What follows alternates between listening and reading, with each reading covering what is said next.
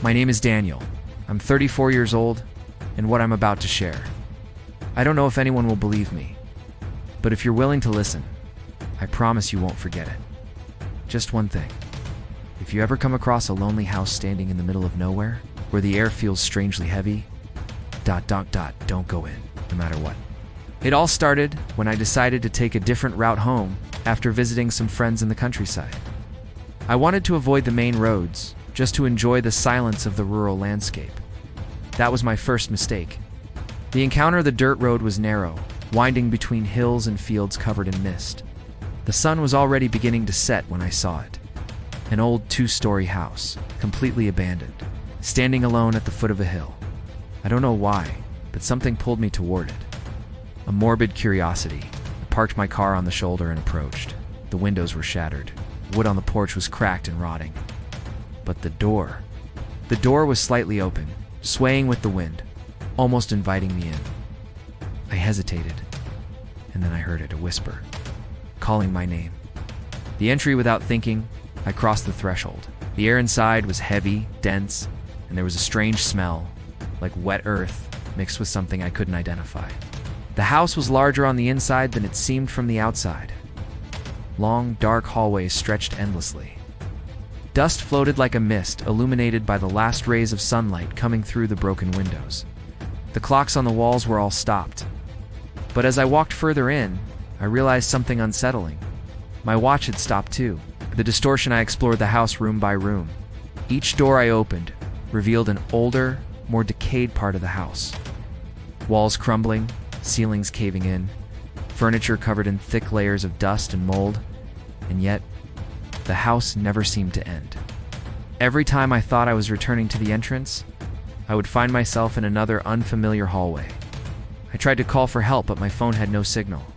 The battery seemed to drain rapidly, and soon, it went completely dead. Panic started to rise. I decided to retrace my steps. Find the front door. Leave everything behind. But there was no front door anymore. The realization it was then that I noticed. The light outside had frozen. The sun, half set on the horizon, hadn't moved an inch. Time inside that house didn't flow the way it should. I wandered for what felt like hours. Or days. I don't know. My body ached with exhaustion, but I never seemed to get hungry, nor thirsty, nor sleepy. I was trapped in a place where time itself was broken. Figures in the long corridors, I started seeing them. Shadows, figures just out of the corner of my eye, moving silently through the hallways. Watching me, I was never alone. One night, or what I thought was night, I found a mirror, tall, dusty mirror, standing alone in a room. When I looked into it, ... I didn't see my reflection. I saw myself, but older. Skin wrinkled, eyes hollow, clothes in tatters. It was a warning. The escape, driven by terror, I ran. I didn't think. I just ran through the endless halls, through doors that seemed to close behind me, until, at last, I saw it. A small window open, leading out into the night. I threw myself through it.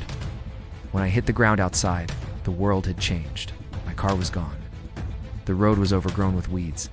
The hill had eroded into a cliff. I staggered down the road until a passing truck picked me up. According to him, I'd been missing for 3 years. Conclusion: if you stayed with me until the end, thank you. And remember, some places are broken beyond repair, trapped between moments that never end. If you ever enter a house where time stands still, don't trust your senses. Don't look too long into the mirrors. If you've experienced anything strange like this, share it in the comments. I read everything. Don't forget to like, subscribe, and turn on the bell, because in the next video, we'll dive into a new terrifying story you won't want to miss. See you in the next scare.